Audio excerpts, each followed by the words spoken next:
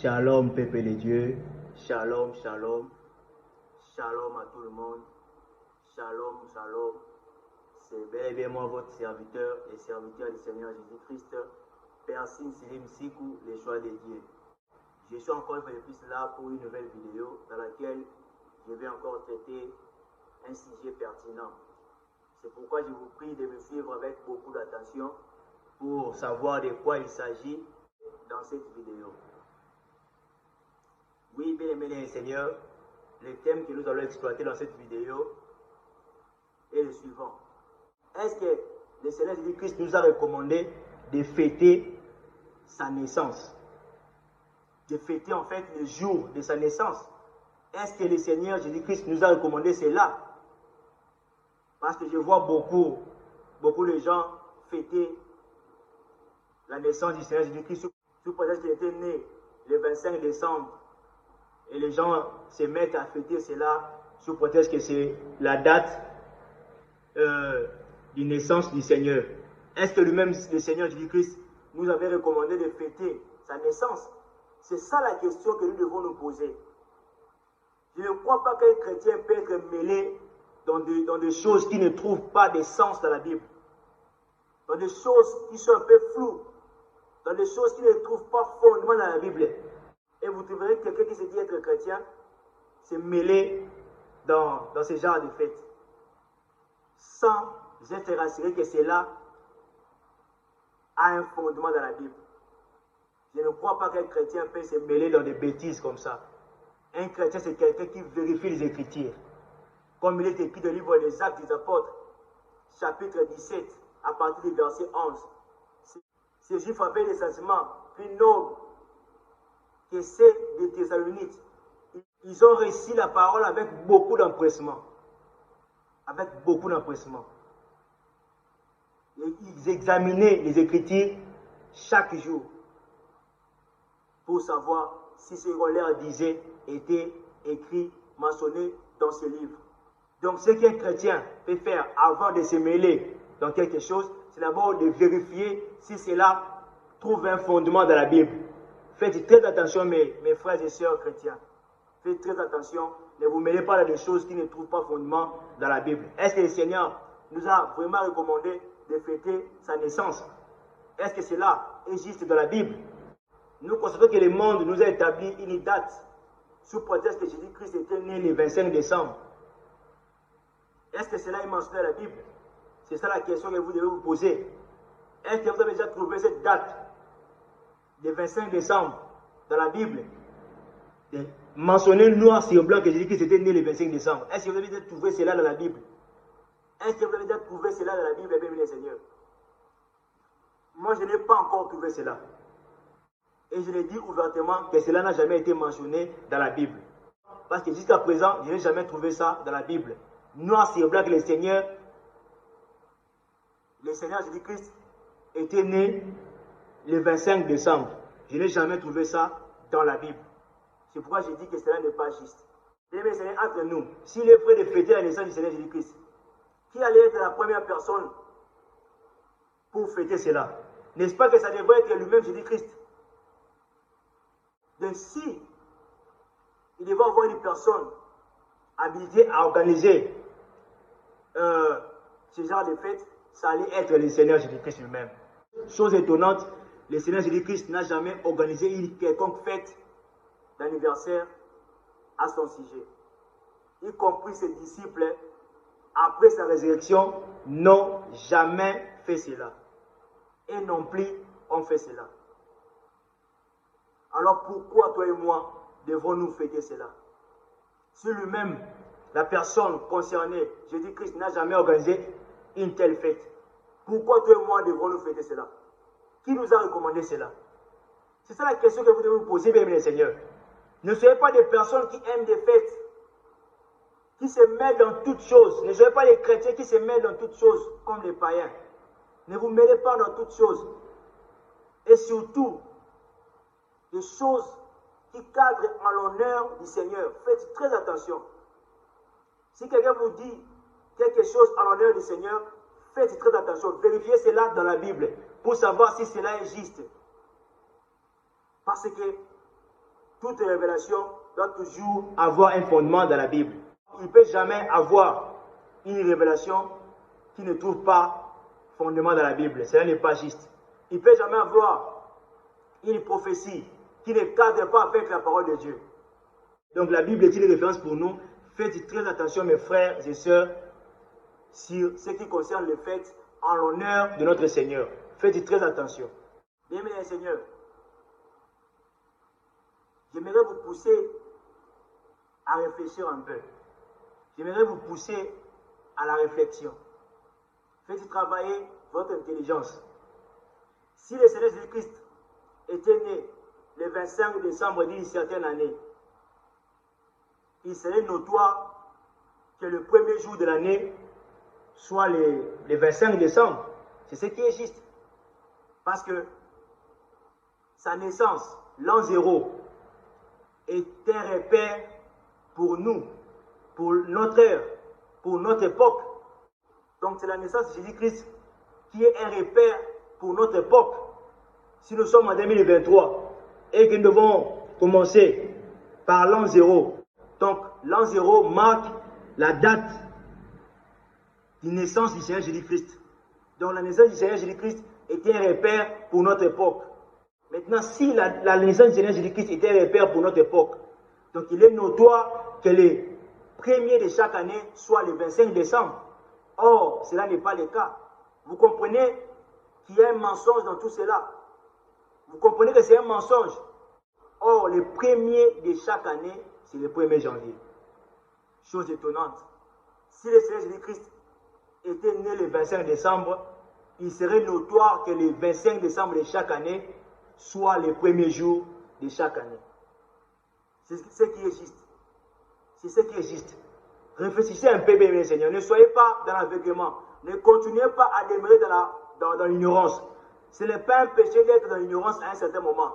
Mais ça ne sera pas normal pour toi qui vas écouter cette vidéo et par la suite, tu te dis de continuer toujours à demeurer dans l'ignorance.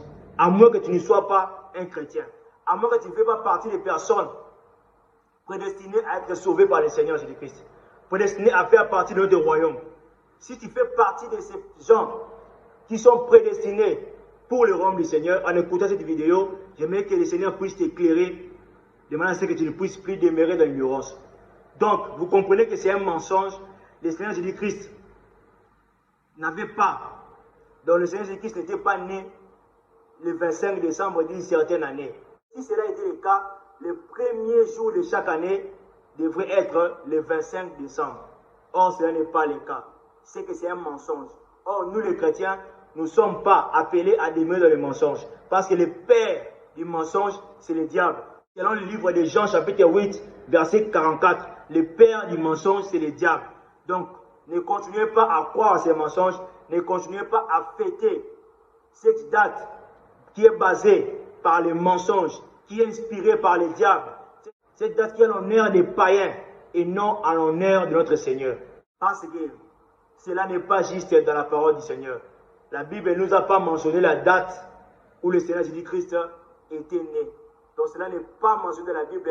Raison pour laquelle, mes Seigneurs, je vous exhorte de ne pas vous mêler dans ce genre de fêtes qui ne vous sert à rien, qui est basé, construit, fondé par les mensonges. Soyez éclairés, réveillez-vous, faites ce que le Seigneur vous recommande, faisons ce que le Seigneur nous recommande. Bien, mes Seigneurs, ce qui est même malheureux, ce qui est vraiment malheureux que le 25 décembre, c'est un certain Père Noël qui est en l'honneur. Donc les gens s'arrangent de manière à ce qu'ils puissent célébrer un certain Père Noël. Vous voyez que ce n'est pas juste, vous voyez que c'est un mensonge. Si réellement c'est le Seigneur Jésus-Christ qui était né le 25 décembre et qu'il célèbre cette fête à l'honneur du Seigneur Jésus-Christ, pourquoi alors il célèbre un certain Père Noël? Pourquoi il célèbre un certain Père Noël? Vous comprenez que c'est flou. Vous comprenez qu'il y a quelque chose obscur là-dedans. Vous comprenez? Donc cela n'est pas juste. Faites très attention. Donc cette date-là n'est pas en l'honneur du Seigneur Jésus-Christ. C'est en l'honneur d'un certain Père Noël. Qui est ce Père Noël? Là, c'est à vous de faire des recherches. J'ai pris beaucoup de temps à vous dire, à insister que le Seigneur ne nous a pas recommandé de fêter sa naissance, de fêter la Pâque en conformité avec les Juifs, de fêter la Pentecôte. Voyez vous-même, lisez avec moi un exemple qui démontre comment le Seigneur recommande à son peuple d'organiser une fête en son honneur. Vous allez lire avec moi le livre d'Ésaïe, chapitre 66, verset 23. La Bible dit ceci. À chaque nouvelle ligne et à chaque sabbat, toute chair viendra se prosterner devant moi, dit l'Éternel. À chaque ligne, à chaque sabbat. Vous voyez, c'était là un exemple d'une recommandation du Seigneur. Et vous comprenez que pour ce qui concerne la Pentecôte, pour ce qui concerne la Pâque, en conformité avec les Juifs, la Pâque qui concernait leur libération physique et aussi la naissance du Seigneur, le Seigneur n'a pas donné une recommandation conforme à ce que nous venons de lire dans le livre d'Ésaïe, chapitre 66, verset 23. Donc, soyez éclairés, repentez-vous, ne vous mêlez pas dans ce genre de choses, ne fêtez plus cela, bien plutôt honorez le Seigneur, faites ce qui est juste devant le Seigneur. Donc, bref, le Seigneur Jésus-Christ, dans sa parole, il ne nous a jamais recommandé de fêter sa naissance, d'organiser une quelconque fête en son honneur. Il ne nous a jamais recommandé cela. C'est pourquoi, si tu es réellement un chrétien, tu es appelé à croire, à obéir à ton Seigneur, à ton Maître, parce que le serviteur n'est pas plus grand que son Maître. Et l'apôtre n'est pas plus grand que c'est lui qui l'a envoyé. Donc le Seigneur Jésus-Christ est notre Maître, il est le Maître de nous tous, pour lequel nous sommes dans l'obligation de l'obéir, de croire en lui, d'écouter sa parole, de faire ce qui est juste selon lui. Ce qui est juste pour nous, ce qui rend gloire au Seigneur, ce que le Seigneur nous recommande, c'est de nous aimer les uns les autres. C'est de nous aimer les uns les autres. De pratiquer la charité, qui est l'amour du prochain. Le Seigneur le dit ouvertement que nous devons nous aimer les uns les autres. Le Seigneur avait dit à la femme samaritaine que l'heure vient où elle est déjà bénie, où les vrais adorateurs adoreront le Père en esprit et en vérité. Et vous comprenez que le Seigneur aime l'adoration qui est faite en esprit et en vérité. Qui peut adorer le Seigneur en esprit et en vérité? C'est celui qui est rempli du Saint-Esprit. C'est lui qui a le Saint-Esprit en lui. C'est cette personne-là qui peut adorer le Seigneur en esprit et en vérité. Donc le Seigneur attend de nous que nous puissions pratiquer la charité, qui est l'amour du prochain, de nous aimer les uns les autres. Le Seigneur attend de nous que nous puissions l'adorer en esprit et en vérité. Le Seigneur avait dit au serpent, lorsqu'il était venu lui tenter, qu'il est écrit que tu adoreras le Seigneur ton Dieu et tu le serviras de lui seul. Et aussi, si vous essayez de lire le premier commandement du Seigneur, le Seigneur a été clair. Il a dit clairement que tu n'auras pas un autre Dieu devant ma face. Parce qu'il est un Dieu jaloux.